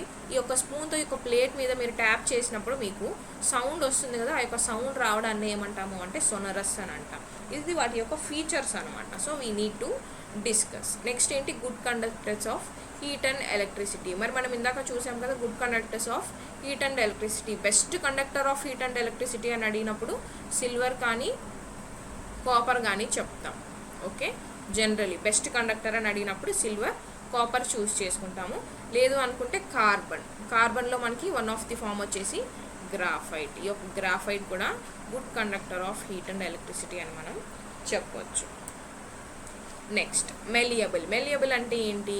మెలియబుల్ అంటే నథింగ్ బట్ మనకి ఎలా కావాలంటే అలా వాటిని మలుచుకోగలగడాన్ని ఏమంటాము అంటే మెలియబుల్ ఫీచర్ అని అంటాం. ఫర్ ఎగ్జాంపుల్ మీరు గోల్డ్ కానీ సిల్వర్ కానీ తీసుకుంటే మనం ఆర్నమెంట్స్ యూస్ చేసుకుంటున్నాం. మనకి ఎలా కావాలి అనుకుంటే డిజైన్స్ అలా మనం చేయించుకోగలుగుతున్నాం. అంటే అవి ఎలా అయినా సరే మనం మౌల్డ్ చేసుకోవచ్చు. ఈ యొక్క ఫీచర్ని ఏమంటాము అంటే మెలియబిలిటీ అని అంటాం. నెక్స్ట్ వన్ వచ్చేసి డక్టైల్. మరి డక్టైల్ అంటే ఏంటి? వీటిని థిన్ వైర్స్. మనం చూసుకుంటే ఎలక్ట్రిసిటీ మనం యూస్ చేస్తాం కదా, కాపర్ వైర్స్ యూస్ చేస్తాం కదా. సో ఇలా వైర్స్ ఫామ్లో కూడా మనం వాటిని చేంజ్ చేసుకోగలిగితే దాన్నే డక్టిలిటీ అని అంటాం. నెక్స్ట్ వన్ ఏంటి? Melting and boiling points. జనరల్గా మెటల్స్ అన్నిటికీ కూడా high melting and boiling points ఉంటాయి. బట్ ఓన్లీ సీషియం అండ్ గ్యాలియంకి మాత్రమే ఉండవు అనమాట. మరి ఏంటా ఎక్సెప్షన్ అని కనుక మనం చూస్తే హై బాయిలింగ్ పాయింట్ ఉంటుంది at solid state only at room టెంపరేచర్లో మాత్రమే వీటికి హై బాయిలింగ్ పాయింట్ అనేది ఉంటుంది, రైట్. నెక్స్ట్ వన్ ఏంటి, డెన్స్ అంటే నథింగ్ బట్ డెన్సిటీ అనమాట. మరి దేనికి ఎక్కువ డెన్సిటీ ఉంటుంది, ఆస్మియంకి హైయెస్ట్ డెన్సిటీ ఉంటుంది, లిథియంకి లీస్ట్ డెన్సిటీ ఉంటుంది. అందుకే మనం దీన్ని లిథియం ఏమని పిలుస్తాము, లైటెస్ట్ మెటల్ అని కూడా పిలుస్తాం, ఓకే. అండ్ ఆస్మియం మనం ఇందాక చూసాం కదా, heaviest metal, okay. So next one lustrous. మరి లస్ట్రస్ అంటే ఏంటి, లస్ట్రస్ అంటే నథింగ్ బట్ రిఫ్లెక్షన్ అనమాట. వన్స్ ఒక సన్లైట్ కానీ ఒక లైట్ కానీ దాని మీద ఆ మెటల్ మీద పడింది అంటే ఆ సర్ఫేస్ నుంచి రిఫ్లెక్ట్ అవుతుంది అంటే దాన్ని ఆ ఫీచర్ని ఏమంటాము అంటే లస్ట్రస్ అని పిలుస్తాం. నెక్స్ట్ వన్ ఏంటి, కలర్. మరి కలర్ ఆఫ్ ది మెటల్స్ జనరల్గా ఏ కలర్ ఉంటాయి అంటే సిల్వర్ గ్రే కలర్లో ఉంటాయి ఎక్సెప్ట్ గోల్డ్ అండ్ కాపర్. ఇవి రెండింటికి ఎక్సెప్షన్. ఇవి రెండు తప్ప మిగతా మెటల్స్ అన్నీ కూడా మనకి జనరల్గా సిల్వర్ అండ్ గ్రే కలర్లో ఉంటాయి. మరి మీరు అనొచ్చు వేరే కలర్స్లో కూడా ఉంటాయి కదా మెటల్స్ అని. ఉంటాయి. ఎప్పుడు ఉంటాయి అంటే ఆ మెటల్స్కి మనం వేరే మెటల్స్ని యాడ్ చేసినప్పుడు ఉంటాయి. ఈ యొక్క యాడ్ చేయడాన్ని ఏమంటాము అంటే అల్లాయిస్ అంటాం. ఇది మనం నెక్స్ట్ డిస్కస్ చేస్తాము. ఈ యొక్క అల్లాయిస్లో మాత్రమే మనం వేరే కలర్స్ ఉండడాన్ని చూస్తాం. బట్ జనరల్గా మెటల్స్ అనేవి సిల్వర్ గ్రే కలర్స్లోనే ఉండడం జరుగుతుంది. ఇవి features of physical properties of metals. మరి నెక్స్ట్ ఏంటి, రియాక్షన్స్. ఈ యొక్క మెటల్స్ అనేవి వాటర్తో ఎలా రియాక్ట్ అవుతాయి, యాసిడ్స్తో ఎలా రియాక్ట్ అవుతాయి, బేసెస్తో ఎలా రియాక్ట్ అవుతాయి, ఇది కూడా మనం చూసుకోవాలి. కన్ఫ్యూజ్ అవ్వద్దు, రియాక్షన్స్ వచ్చాయి రియాక్షన్స్ అడుగుతాడా అని చెప్పి. మీకు అర్థం కావడానికి నేను ఇక్కడ మీకు కెమికల్ రియాక్షన్ అనేది ఇవ్వడం జరిగింది. దీన్ని చూసి మీరు రియాక్షన్స్ అన్నీ గుర్తుపెట్టుకోవాలని మాత్రం కన్ఫ్యూజ్ అవ్వద్దు, రైట్. సో మెటల్స్ అనేవి వాటర్తో రియాక్ట్ అయితే మనకి ఏం ఫామ్ అవుతుంది. ఫర్ ఎగ్జాంపుల్ ఇక్కడ మనకి ఏ మెటల్ తీసుకున్నాడు, పొటాషియం తీసుకున్నాం. పొటాషియం సింబల్ వచ్చేసి కే. పొటాషియం అనేది దేంతో రియాక్ట్ అవుతుంది అంటున్నాం, వాటర్తో రియాక్ట్ అవుతున్నాం. సో పొటాషియం అనేది వాటర్తో రియాక్ట్ అయినప్పుడు మనకి ఏం ఫామ్ అవుతుంది, KOH అంటే పొటాషియం హైడ్రాక్సైడ్ అనేది ఫామ్ అవుతుంది. అలాగే ఏమొస్తుంది, హైడ్రోజన్ గ్యాస్ అనేది లిబరేట్ అవుతుంది. ఇది రియాక్షన్ అనమాట. మీరు ఈ డేటా మొత్తం చదివినా అదే ఉంటుంది, మీకు ఈ ఈక్వేషన్ ఉన్నా కూడా అదే ఉంటుంది. గుర్తుపెట్టుకోండి, ఒక రియాక్షన్ జరిగింది అంటే ఆ రియాక్షన్ బేస్ చేసుకొని డెఫినేషన్ అనేది మీరే ఫామ్ చేయగలగాలి. అప్పుడే మీకు ఆ ప్రాసెస్ కానీ ఆ రియాక్షన్ కానీ అర్థమైంది అని తెలుస్తుంది అనమాట. సేమ్ ఇదే ఇక్కడ ఇచ్చాడు చూడండి, calcium and the metals are more reactive అని ఇచ్చాడు. సో ఇది పక్కన పెడతాం. మరి ఎగ్జాంపుల్ ఏమి ఇచ్చాడు, ఈ యొక్క మెటల్స్ అనేవి వాటర్తో రియాక్ట్ అయినప్పుడు మనకి జనరల్గా ఏం ఫామ్ అవ్వాలి అంటే హైడ్రోజన్ గ్యాస్ అనేది లిబరేట్ అవ్వాలి. ఇది మెయిన్ పాయింట్. సో దానికి ఎగ్జాంపుల్ ఇక్కడ ఏమి ఇచ్చాడు, పొటాషియం వాటర్తో రియాక్ట్ అయినప్పుడు potassium hydroxide and hydrogen gas అనేది వస్తుంది. కాబట్టి వాటిని ఏమంటాము, reaction between metals and water అనేది ఇక్కడ ఇచ్చాము అని చెప్తున్నాడు. అదే కదా ఈ ఈక్వేషన్లో కూడా మనం ప్రూవ్ చేసాము. పొటాషియం అనేది మెటల్ వాటర్తో రియాక్ట్ అయింది. రియాక్ట్ అయినప్పుడు ఏం ఫామ్ అయింది, హైడ్రాక్సైడ్ ఫామ్ అయింది, హైడ్రోజన్ గ్యాస్ అనేది లిబరేట్ అవ్వడం జరిగింది, రైట్. సో నెక్స్ట్ మరి ఒక మెటల్స్ అనేవి యాసిడ్స్తో రియాక్ట్ అయితే ఏం జరుగుతుంది. సో దానికి ఎగ్జాంపుల్గా మనం జనరల్గా యాసిడ్స్ అంటే మనం హైడ్రోక్లోరిక్ యాసిడ్ HCl అయినా తీసుకోవచ్చు, H2SO4 సల్ఫ్యూరిక్ యాసిడ్ అయినా తీసుకోవచ్చు, లేదు అనుకుంటే HNO3 నైట్రిక్ యాసిడ్ అయినా తీసుకోవచ్చు. ఏవైనా కూడా యాసిడ్సే. సో ఇప్పుడు ఒక మెటల్ అంటే ఇక్కడ ఏం తీసుకున్నాం, జింక్ అని తీసుకున్నాం. జింక్ అనే మెటల్ సల్ఫ్యూరిక్ యాసిడ్ అనే ఒక యాసిడ్తో రియాక్ట్ అయితే మనకి ఏం ఫామ్ అవుతుంది, జింక్ సల్ఫేట్ ఫామ్ అవుతుంది. అలాగే హైడ్రోజన్ గ్యాస్ అనేది లిబరేట్ అవుతుంది. మెటల్స్ అనేవి రియాక్ట్ అవుతున్నాయి అని అంటే హైడ్రోజన్ గ్యాస్ అనేది మనకి లిబరేట్ అవ్వాలి. ఈ యొక్క లిబరేట్ అవ్వడమే మెయిన్ ఫీచర్. అది లిబరేట్ అయితేనే మనకి మెటల్తో రియాక్ట్ అయింది అని మనం కంక్లూజన్కి రావచ్చు అనమాట, right. Next single displacement reaction. ఏంటి సింగిల్ డిస్ప్లేస్మెంట్ రియాక్షన్, పేర్లోనే ఉంది. ఒక మెటల్ ఇంకొక మెటల్తో రియాక్ట్ అయినప్పుడు ఏం జరుగుతుంది అంటే ఈ యొక్క మెటల్ అనేది ఈ యొక్క మెటల్ని డిస్ప్లేస్ చేస్తుంది.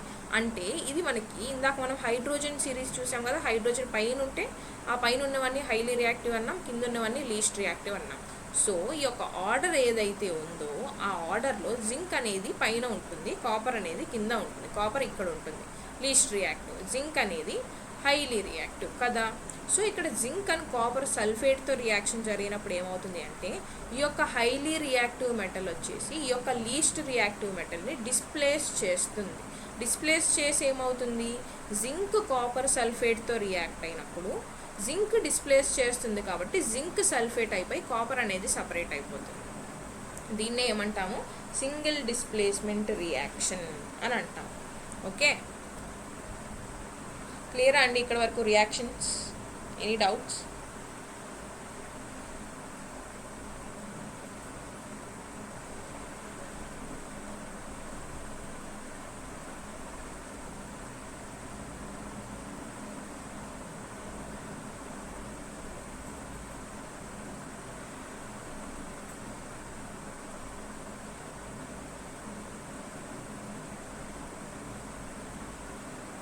Clear? Okay Venkat, thank you.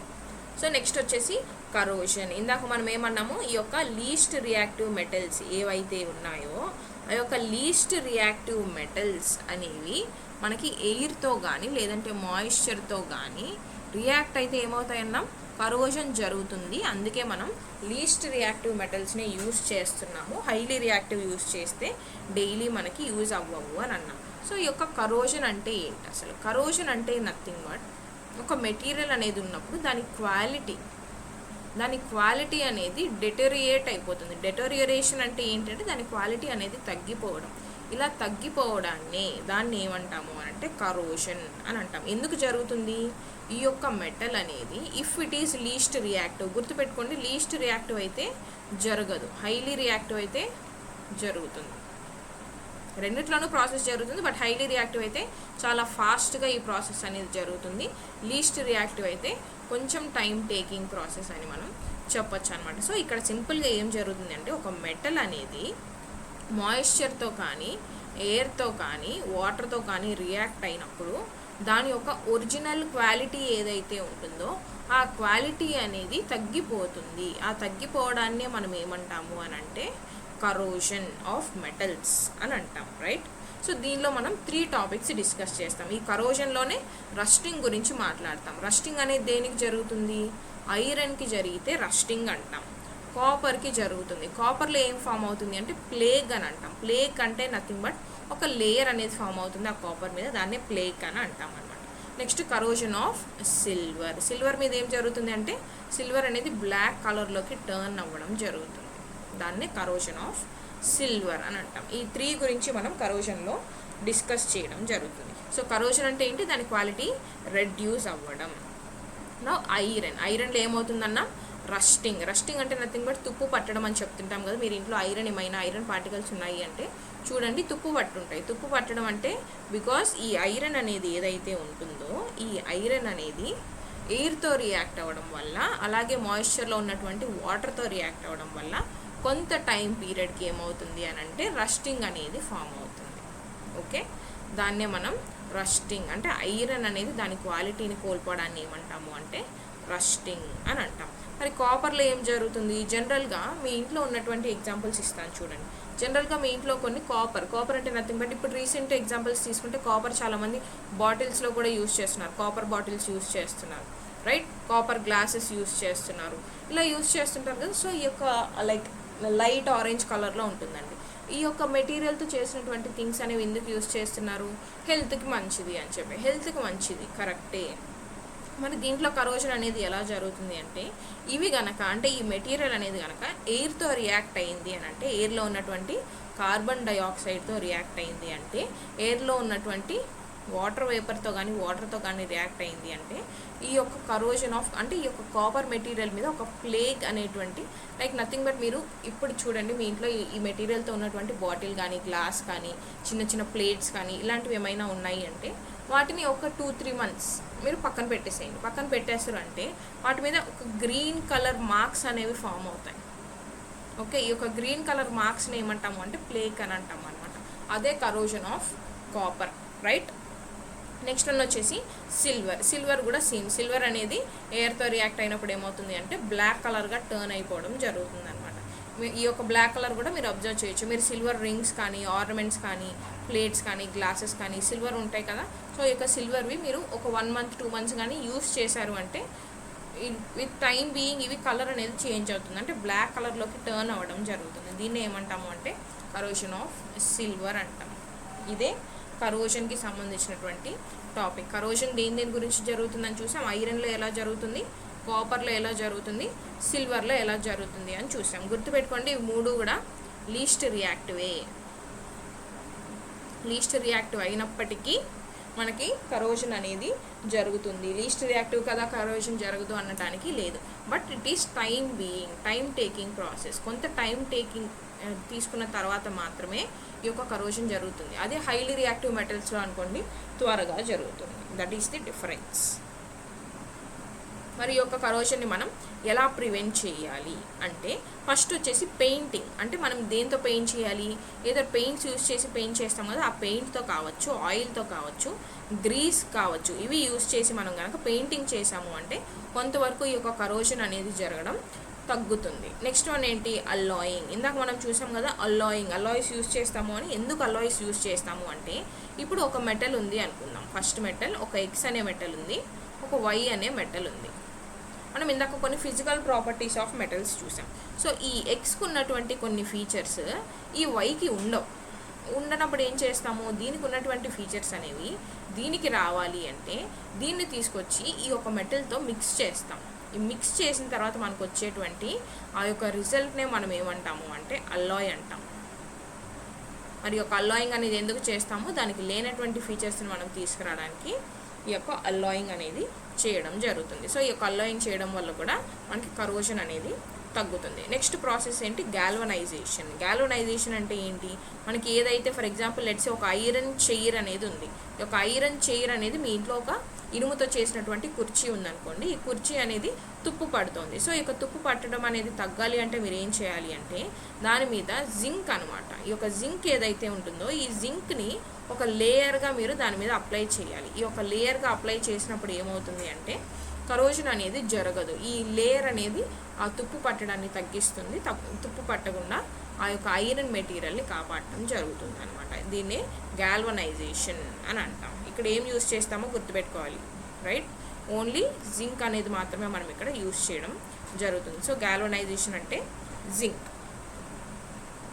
Next process వచ్చేసి ఎలక్ట్రోప్లేటింగ్. మరి ఏంటి ఎలక్ట్రోప్లేటింగ్, పేరులోనే ఉంది ఎలక్ట్రోప్లేటింగ్.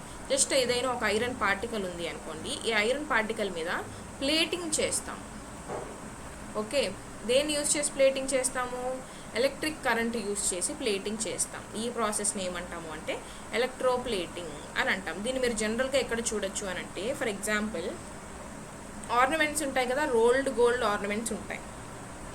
ఓకే, ఈ యొక్క రోల్డ్ గోల్డ్ ఆర్నమెంట్స్ జనరల్గా గోల్డ్ కాదు, బట్ అలా కనిపించడానికి ఏం చేస్తాము అంటే సిల్వర్ ఆర్నమెంట్స్ కూడా ఉంటాయి. లైక్ సిల్వర్ చైన్స్ ఉన్నాయి అనుకోండి, ఈ యొక్క సిల్వర్ చైన్స్ కూడా మనం ఏం చేస్తాము అంటే అవి సిల్వర్ అంటే వైట్ కలర్లో కనిపించకుండా మనం ప్లేటింగ్ చేయిస్తాం, గోల్డ్ కలర్తో ప్లేటింగ్ చేయిస్తాం. ఈ యొక్క రోల్డ్ గోల్డ్ కూడా పైన మనం గోల్డ్ కలర్తో ప్లేటింగ్ అనేది చేయిస్తాం. సో ఈ యొక్క ప్లేటింగ్నే ఏమంటాము అంటే ఎలక్ట్రోప్లేటింగ్ అని పిలుస్తాం, రైట్. నెక్స్ట్ మెథడ్ ఏంటి, సాక్రిఫిషియల్ ప్రొటెక్షన్. ఏంటి సాక్రిఫిషియల్ ప్రొటెక్షన్, నేమే చెప్తుంది కదా. సాక్రిఫిషియల్ అంటే ఏంటి, సాక్రిఫైస్ చేస్తుంది. ఎవరి కోసం ఎవరు సాక్రిఫైస్ చేస్తారు, ఈ యొక్క ఐరన్ మెటల్ ఏదైతే ఉందో ఈ యొక్క ఐరన్ మెటల్ని కాపాడటానికి దానిపైన మనం ఏం చేస్తాము అని అంటే మెగ్నీషియంని యూజ్ చేస్తాం. బికాజ్ వై ఓన్లీ మెగ్నీషియం అంటే magnesium is more reactive than iron. అందుకని మనం మెగ్నీషియంని యూజ్ చేసి దీనిపైన ఒక లేయర్గా మనం ఫామ్ చేసినప్పుడు ఈ యొక్క మెగ్నీషియం అనేది ఫర్ ఎగ్జాంపుల్ కరోజన్ అనేది జరగాలి అనుకోండి, ఈ యొక్క మెగ్నీషియం అనేది ఫస్ట్ కరోడ్ అయిపోతుంది. అంటే దీనంతటి ఇదే సాక్రిఫైస్ చేసుకొని ఈ యొక్క ఐరన్ మెటల్ని కాపాడుతుంది అనమాట. అందుకే దీన్ని ఏమంటారు అన్నాము, సాక్రిఫిషియల్ ప్రొటెక్షన్ మెథడ్ అని అన్నాం, రైట్. నెక్స్ట్ వచ్చేసి అల్లాయిస్ టాపిక్. అల్లాయిస్ అంటే ఏంటి, నేను ఇందాకే చెప్పాను, ఏదైనా ఒక మెటల్కి దానికి లేనటువంటి ఫీచర్ని తీసుకురావడానికి ఇంకొక మెటల్తో మిక్స్ చేస్తే దాన్ని ఏమంటారన్నామంటే అల్లాయ్ అని అన్నాం, రైట్.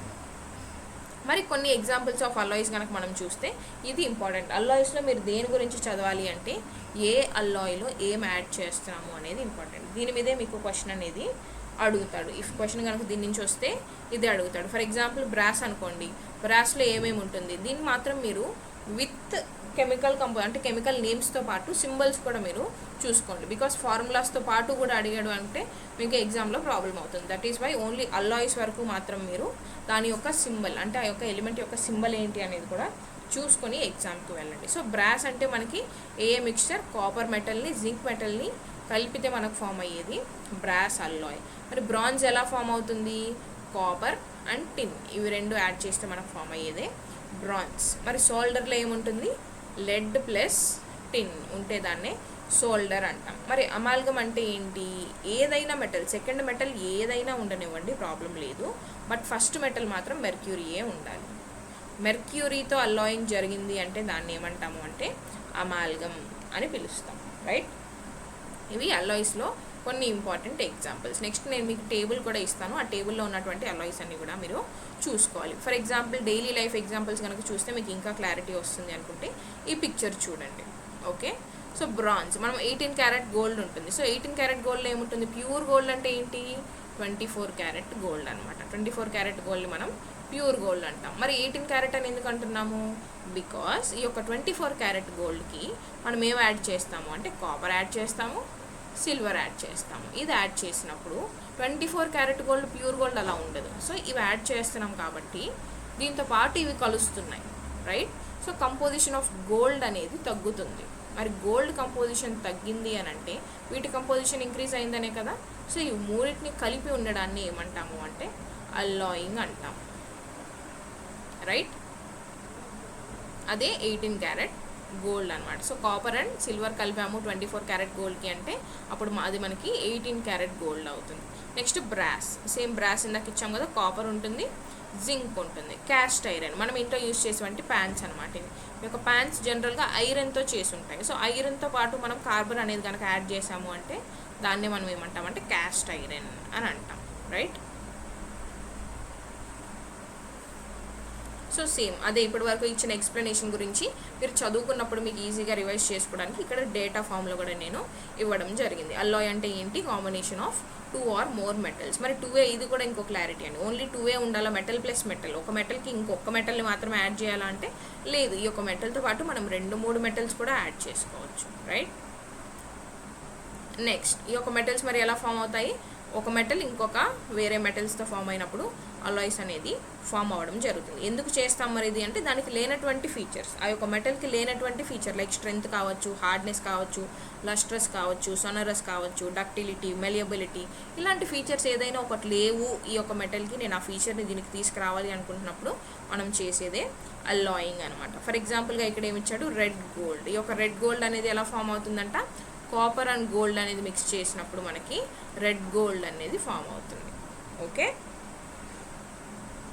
మరి నెక్స్ట్ ఏంటి? White gold. మరి వైట్ గోల్డ్ అనేది ఎలా ఫామ్ అవుతుంది? సిల్వర్ ప్లస్ గోల్డ్ అనేది ఫామ్ చేసినప్పుడు అంటే ఇక్కడ మనకి కాపర్ యాడ్ చేసాం కాబట్టి రెడ్ గోల్డ్ అవుతుంది. అదే సిల్వర్ అండ్ గోల్డ్ యాడ్ చేస్తే వైట్ గోల్డ్ అవుతుంది. ఈ యొక్క టర్మినాలజీస్ అండ్ డిఫరెన్సెస్ అనేది ఇంపార్టెంట్. సో ఇది నేను చెప్పినటువంటి టేబుల్ అనమాట. మీరు ఏది నేర్చుకున్నా నేర్చుకోకపోయినా సరే అల్లాయిస్లో ఈ యొక్క టేబుల్ నేను ఇందాక చూపించినటువంటి ఓర్స్ అండ్ మినరల్స్ ఏవైతే ఉన్నాయో ఓర్స్లో నేను ఏ ఓర్కి ఏ మెటల్ అనేది ఉంది అని ఒక టేబుల్ చూపించాను. ఆ టేబుల్ మీరు డెఫినెట్గా చూసుకోవాలి. నెక్స్ట్ యాక్టివిటీ సిరీస్ ఉంది కదా, ఆ యాక్టివిటీ సిరీస్ అనే టేబుల్ మీరు డెఫినెట్గా చదువుకోవాలి. నెక్స్ట్ వచ్చేసి ఈ యొక్క అల్లాయిస్కి సంబంధించిన టేబుల్ కూడా డెఫినెట్గా మీరు చదువుకోవాలి, రైట్? సో మనకి అల్లాయ్ ఇచ్చేసి అల్లాయ్ యొక్క కంపోజిషన్ ఇలా ఫార్ములా అయినా అడగచ్చు, లేదంటే దాని కెమికల్ నేమ్ అయినా అడగచ్చు. సో రెండు చూసుకోవాలి. నెక్స్ట్ ఏంటి? దాని యొక్క యూజ్ అడుగుతాడా అంటే యూజ్ కూడా అడుగుతాడు, బికాస్ మనకి 2019లో యూజ్ కూడా అడిగాడు, ఓకే? దేనికి యూజ్ చేస్తాం వాటిని అనేది కూడా మీకు తెలిసి ఉండాలి. అంటే మరి ఇలా అడుగుతాడా అంటే అడుగుతాడు, రైట్? మరి కాయిన్స్ యూజ్ చేసేటప్పుడు మనం ఏ మెటల్ యూజ్ చేస్తాము అని అడుగుతాడు. కాయిన్స్ ఎక్కడున్నాయి? ఇక్కడ ఉన్నాయి. కాయిన్స్ యూజ్ చేసేటప్పుడు మనం ఏ మెటీరియల్ యూజ్ చేస్తాము అని ఆప్షన్స్లో మీకు కాపర్, జింక్, బోత్ 1 and 2 నన్ అని ఇస్తాడు. సో మీరు ఆన్సర్ చేయాల్సి ఉంటుంది. దట్ ఈస్ వై అల్లాయ్ నేర్చుకోవాలి, అల్లాయ్లో ఏ కంపోజిషన్ ఉంది నేర్చుకోవాలి, దాని కెమికల్ నేమ్ నేర్చుకోవాలి, అలాగే దాని యొక్క ఎక్కడ యూజ్ చేస్తాము అనేది కూడా నేర్చుకోవాలి, రైట్? నెక్స్ట్ మన సిలబస్ కాపీలో ఏమి ఇచ్చాడు? కొన్ని మెటల్స్ గురించి ఇచ్చాడు. కొన్ని మెటల్స్ గురించి స్పెసిఫిక్గా ఇచ్చాడు అంటే దాని గురించి మీరు డెఫినెట్గా కొంత స్టడీ అనేది చేయాలి. సో దాంట్లో మనకు భాగంగా ఫస్ట్ ఇచ్చింది ఏంటి అంటే బెల్ మెటల్. ఏంటి బెల్ మెటల్? బెల్ మెటల్ అంటే ఏంటి అంటే ఇది ఒక బ్రాంజ్తో చేసినటువంటి మెటల్ అనమాట. సో బ్రాంజ్తో తయారు చేసిందే బెల్ మెటల్. మరి బ్రాంజ్లో మనకి ఏముంటుంది అన్నాము? Bronze is made up of copper plus టిన్.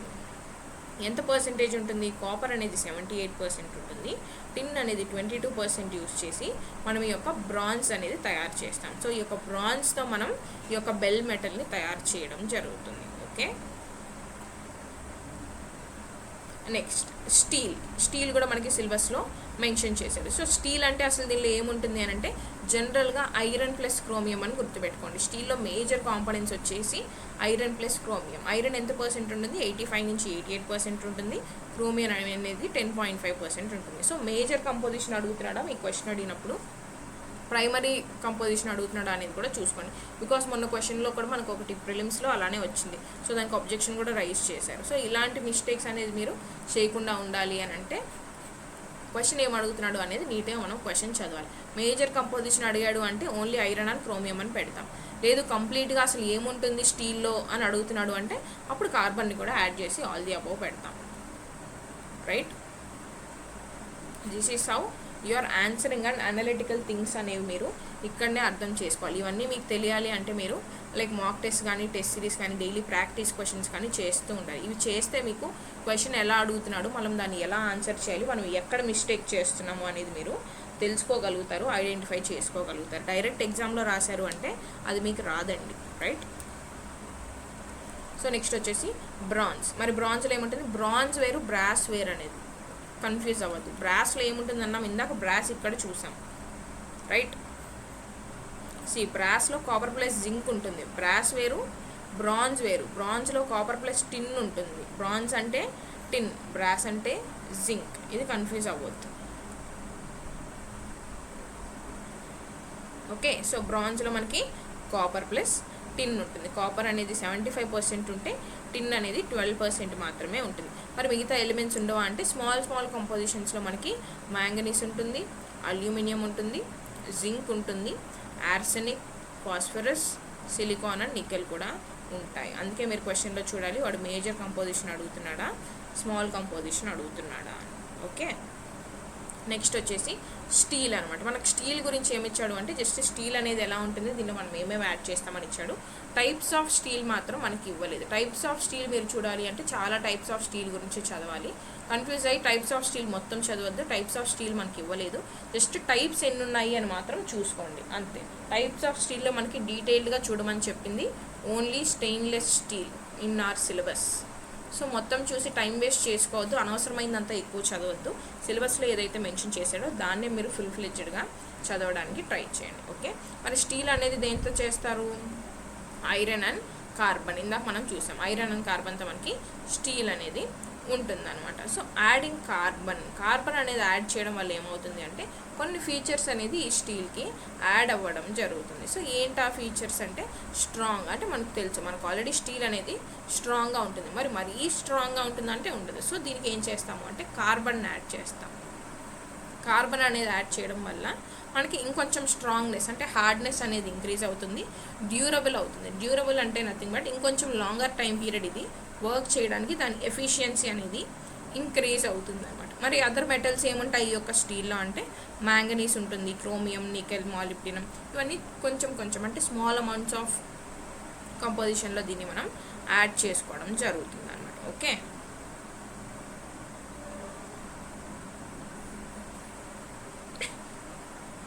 అదే ఇక్కడ ఇచ్చాడు. మరి స్టీల్ అనేది మనం ఎక్కడ ఎందుకు యూస్ చేస్తాము, అసలు ఎందుకు యూస్ చేస్తాము? Because of it's high. మీరు చూసుకుంటే మీ సరౌండింగ్స్లో మోస్ట్లీ స్టీల్తో తయారు చేసినటువంటి థింగ్సే ఎక్కువ ఉంటాయి. ఎందుకు ఎక్కువ ఉంటాయి?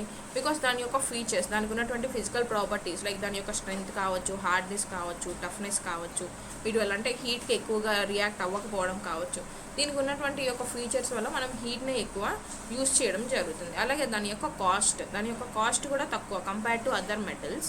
స్టీల్ కాస్ట్ వచ్చేసి తక్కువ కాబట్టి దీన్ని మనం ఇన్ఫ్రాస్ట్రక్చర్లో, బిల్డింగ్స్లో, ఈవెన్ ఎవ్రీవేర్ మీ సరౌండింగ్స్, మీరు ఇప్పుడు ఉన్నటువంటి సరౌండింగ్ మీరు అబ్జర్వ్ చేసినా కూడా స్టీల్తో చేసినవి ఎక్కువగా ఉంటాయి. బికాస్ స్టీల్ అనేది మనకి బడ్జెట్ ఫ్రెండ్లీ ఉంటుంది. అలాగే దాని యొక్క ఫిజికల్ ప్రాపర్టీస్ అనేవి కంపేర్ టు అదర్ మెటల్స్ ఎక్కువగా ఉంటాయి. రైట్, నెక్స్ట్ వచ్చేసి ప్రాపర్టీస్ ఆఫ్ స్టీల్. సేమ్ మనం ఇందాక ఎలాగైతే ప్రాపర్టీస్ ఆఫ్ స్టీల్ అనేది కంపేర్ టు అదర్ మెటల్స్ ఎక్కువ ఉంటాయి అన్నామో, ఆ ప్రాపర్టీస్ ఆఫ్ స్టీల్ కనుక మనం చూస్తే ఫస్ట్ వచ్చేసి స్ట్రెంగ్త్ అనమాట. అదే ఇందాక మనం చూసాం. ఇన్ఫ్రాస్ట్రక్చర్లో మనం యూజ్ చేయాలి అనుకుంటే అల్యూమినియం ప్లాస్టిక్తో కంపేర్ చేసుకుంటే, మీరే కంపేర్ చేయండి, ప్లాస్టిక్తో మనం ఒక బిల్డింగ్ కట్టాము అనుకుందాం, ఎన్ని రోజులు ఉంటుందండి? అదే స్టీల్ యూజ్ చేసాము అనుకుంటున్నాం, అప్పుడు ఎన్ని ఇయర్స్ ఉంటుంది? So that is the difference అనమాట. అందుకే మనం స్టీల్ని యూటిలైజ్ చేసుకోవడం జరుగుతుంది. ఓకే, నెక్స్ట్ వచ్చేసి హార్డ్నెస్. స్టీల్ యొక్క హార్డ్నెస్, దానికి ఉన్నటువంటి హార్డ్నెస్ అనేది నెక్స్ట్ ఫీచర్. మరి నెక్స్ట్ ఏంటి? డ్యూరబిలిటీ. మనం ఇందాక చూసాం, లాంగర్ టైం పీరియడ్ అనేది రావాలి అంటే మనం అన్ని ఎన్విరాన్మెంటల్ కండిషన్స్ ఏవైతే న్యాచురల్ డిజాస్టర్స్ కావచ్చు ఇలాంటివి విత్స్టాండ్ చేసుకొని అది ఉండాలి అంటే దాని యొక్క డ్యూరబిలిటీ, ఏదైనా మెటల్ యూజ్ చేసేటప్పుడు దాని డ్యూరబిలిటీ మనం చూసుకోవాలి. సో స్టీల్ యొక్క డ్యూరబిలిటీ అనేది ఎక్కువ కాబట్టి స్టీల్ని మనం ప్రిఫర్ చేయడం జరుగుతుంది. నెక్స్ట్ వన్ ఏంటి? Thermal conductivity. థర్మల్ కండక్టివిటీ అంటే నథింగ్ బట్ హీట్ ట్రాన్స్ఫర్ అనేది జరుగుతుంది అంటే దాన్నే థర్మల్ కండక్టివిటీ అంటాం. ఎలక్ట్రిసిటీ అనేది పాస్ చేస్తుంది అంటే దాన్నే మనం ఎలక్ట్రికల్ కండక్టివిటీ అని అంటాం, రైట్? సో స్టీల్లో మనకేం జరుగుతుంది? బోత్ థర్మల్ కండక్టివిటీ ఉంటుంది, ఎలక్ట్రికల్ కండక్టివిటీ కూడా ఉంటుంది, రైట్? అది one of the physical feature. Next one ఏంటి? Weldability and ductility. Because low carbon steels అంటే లో కార్బన్ కంటెంట్ ఉన్నటువంటి స్టీల్స్ ఏవైతే ఉన్నాయో ఇవి వెల్డబుల్, అంటే మనం ఎలా కావాలంటే వాటిని అలా మలుచుకోవచ్చు అనమాట వెల్డింగ్ చేసి. దట్ ఈస్ వై ఇది వన్ ఆఫ్ ది ఫీచర్. అంటే మనకు కావాల్సినటువంటి విధంగా ఎలా కావాలో అలా మలుచుకోవడమే మనకు కావాలి, అప్పుడే కదా మనం దాన్ని ప్రిఫర్ చేస్తాము. So this is one of the advantage అని కూడా మనం చెప్పొచ్చు అనమాట. నెక్స్ట్ ఫీచర్ వచ్చేసి కరోజన్ రెసిస్టెన్స్. మరి మెయిన్ ఫీచర్ ఇదే కదా, కరోజన్ జరిగింది అంటే వేస్ట్. మీరు ఎంత బిల్డ్ చేసినా కూడా ఒక బిల్డింగ్ మీరు బిల్డ్ చేశారు అనుకుందాము, లెట్స్ సే దానిలో మీరు అలాయింగ్ చేయకపోవడం వల్ల కరోజన్ అనేది జరిగింది, అంటే తుప్పు పట్టడం అనేది జరిగింది for the metal you have used. అప్పుడు అది మనకి 10 years or 20 years వస్తుంది, 20 years డ్యూరబుల్గా ఉంటుంది అని కన్స్ట్రక్ట్ చేసిన బిల్డింగ్ అనేది మీకు 2 yearsలోనే తుప్పు పడడం స్టార్ట్ అయ్యి అది డౌన్ఫాల్ అయింది, లేదంటే కొలాప్స్ అయిపోయింది అంటే మొత్తం లాస్ కదా. సో దట్ ఈస్ వై మనం కరోజన్ రెసిస్టెన్స్ ఉన్న మెటీరియల్ ఏది అంటే స్టీల్, కాబట్టి మనం ఈ యొక్క స్టీల్ని యూజ్ చేయడం జరుగుతుంది అనమాట. Okay, next electrical conductivity. ఇదే ఇందాక చెప్పాను, స్టీల్కి ఎలక్ట్రికల్ కండక్టివిటీ ఫీచర్ ఉంటుంది, థర్మల్ కండక్టివిటీ ఫీచర్ కూడా ఉంటుంది. నెక్స్ట్ వచ్చేసి రీసైక్లింగ్. స్టీల్ అనేది మనం వన్స్ యూజ్ చేసిన తర్వాత అలానే వదిలేయచ్చా అని అంటే ఇంకా దాన్ని రీసైకిల్ చేసి యూటిలైజ్ చేసుకోలేమా అనేటువంటిది కాదు, దీన్ని రీసైకిల్ చేసుకొని మళ్ళీ మనం యూజ్ చేసుకోవచ్చు. That is one of the advantage. ఎందుకంటే మన ఎన్విరాన్మెంట్కి ఎక్కువ హార్మ్ చేయకుండా ఉంటుంది, రైట్? Next advantages. మరి ఇప్పటివరకు మనం ప్రాపర్టీస్ ఆఫ్ స్టీల్ చూసాం, మరి అడ్వాంటేజెస్ ఏంటి? సేమ్ ఉంటాయండి, మ్యాక్సిమం ప్రాపర్టీస్ అండ్ అడ్వాంటేజెస్ అనేవి సేమ్ ఉంటాయి. స్ట్రెంగ్త్ అండ్ డ్యూరబిలిటీ చూసాం. వెర్సిటాలిటీ అంటే స్టీల్ అనేది వేరియస్ ఫార్మ్స్, వేరియస్ వర్క్స్లో లైక్ మ్యానుఫ్యాక్చరింగ్ కావచ్చు, ఇన్ఫ్రాస్ట్రక్చర్లో కావచ్చు, మ్యానుఫ్యాక్చరింగ్లో కావచ్చు, మనం డైలీ యూజ్ చేసేటువంటి థింగ్స్లో కావచ్చు, అన్నిట్లోనూ ఈ యొక్క స్టీల్ని మనం యూటిలైజ్ చేసుకోవచ్చు. నెక్స్ట్ ఏంటి? సస్టైనబిలిటీ. సస్టైనబిలిటీ అంటే నథింగ్ బట్ ఎన్విరాన్మెంట్కి హార్మ్ చేయదు. మనం ఇందాక చూసాం కదా, స్టీల్ని మనం వన్స్ యూజ్ అండ్ త్రో కాకుండా రీసైకిల్ చేసి మళ్ళీ యూజ్ చేయొచ్చు. సో రీసైకిల్ చేసి మళ్ళీ యూజ్ చేస్తున్నాము అంటే ఎన్విరాన్మెంట్లోకి వేస్ట్ అనేది ఎక్కువ వెళ్లకుండా రెడ్యూస్ చేస్తున్నాం. సో రెడ్యూస్ చేస్తున్నాము అంటే ఎన్విరాన్మెంట్ని మనము కాపాడుతున్నాము, ప్రిజర్వ్ చేస్తున్నాము అని meaning. So that is why sustainability అనేది మనం చెప్పచ్చు. నెక్స్ట్ ఏంటి? Fire resistance.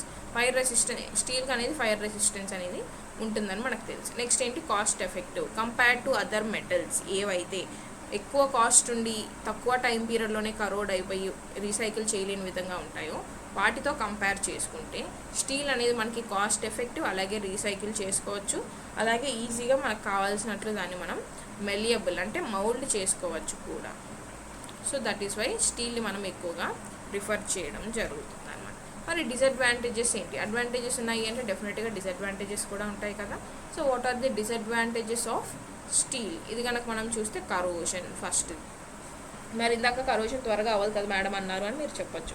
కరోషన్ అనేది త్వరగా అవ్వదు నిజమే, బట్ కరోషన్ అనేది జరుగుతుంది కదా, జరగకుండా ఉండదు కదా. When you have used the corrosion prevention process, corrosion prevention methods అనేది మీరు యూజ్ చేసినప్పుడు మాత్రమే కరోషన్ అనేది జరగదు, లేదు అంటే కరోషన్ డెఫినెట్గా జరుగుతుంది, రైట్?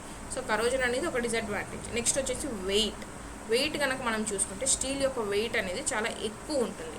సో ఇంత ఎక్కువ వెయిట్ ఉన్నప్పుడు మనం ఇక్కడ నుంచి ఒక ఏరియా నుంచి ఇంకొక ఏరియాకి దాన్ని ట్రాన్స్పోర్ట్ చేయాలి అన్నా కూడా చాలా కష్టం అవుతుంది. That is one of the disadvantage. And ఆ యొక్క వెయిట్ని అది విత్స్టాండ్ చేసుకోగలగాలి, అది ఇంకొక డిసడ్వాంటేజ్. ఓకే, నెక్స్ట్ వచ్చేసి ఎనర్జీ రిక్వైర్మెంట్. స్టీల్ని మనం ప్రొడ్యూస్ చేయాలి అంటే న్యాచురల్ రిసోర్సెస్ యూస్ చేసి మనకి చాలా ఎనర్జీ అనేది కావాలి. ఇంత ఎనర్జీ అనేది మనం ప్రొడ్యూస్ చేసిన తర్వాతే మనం స్టీల్ని మనం ప్రొడ్యూస్ చేయగలం అనమాట. సో ఇది వన్ ఆఫ్ ది డిసడ్వాంటేజ్. ఎందుకంటే మనం సోర్స్ ఆఫ్ ఎనర్జీ గురించి డిస్కస్ చేసినప్పుడు చూస్తాం. ఎనర్జీ అనేది మనకి ఎక్కువ కావాలి అంటే దానికి మనం ఎంత న్యాచురల్ రిసోర్సెస్ అనేది యూస్ చేయాలి అనేది మనం డిస్కస్ చేసాం. సో ఇది ఒక డిసడ్వాంటేజ్ అని మనం చెప్పవచ్చు. నెక్స్ట్ వచ్చేసి టైప్స్ ఆఫ్ స్టీల్. ఇదే నేను మీకు చెప్పాను, టైప్స్ ఆఫ్ స్టీల్ అంటే చాలా టైప్స్ ఉన్నాయి. Stainless steel, high speed steel, weathering steel, electrical steel, tool steel, alloy steel, carbon steel, ఇలా డిఫరెంట్ టైప్స్ ఉన్నాయి. బట్ ఈ యొక్క టైప్స్ అన్నిటి గురించి చూడమని మనకి సిలబస్లో ఇవ్వలేదు. ఓన్లీ స్టెయిన్లెస్ స్టీల్ గురించి మాత్రమే మనకి చూడమని సిలబస్లో ఇచ్చాడు, కాబట్టి దాని గురించి మాత్రమే ఫోకస్ చేయండి. Right. So as time is up for today, okay, will start stainless steel tomorrow. Stainless steel గురించి రేపు డిస్కస్ చేద్దాం, రేపు స్టార్ట్ చేస్తాను.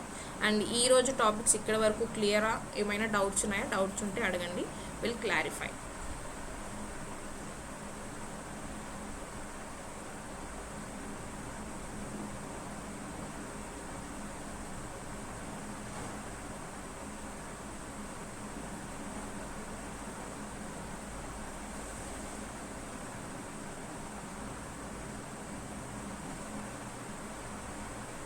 Clear. Okay. Okay, Venkat, thank you. Okay, then we'll wind up the session. Stainless steel గురించి, brass గురించి, అలాగే దీంతో పాటు బ్రాస్ ప్రాపర్టీస్ అనేవి ఎలా ఉంటాయి, అలాగే మనకి మ్యాగ్నాలియం గురించి ఇచ్చాడు, అండ్ దెన్ గోల్డ్ గురించి ఇచ్చాడు. సో ఈ టాపిక్ డిస్కస్ చేస్తే మనకి న్యాచురల్ రిసోర్సెస్లో మెటల్స్ గురించి కంప్లీట్ అవుతుంది. తర్వాత మనం నాన్ మెటల్స్ గురించి డిస్కస్ చేద్దాం. Okay, thank you so much. Okay, will see you tomorrow. Thank you.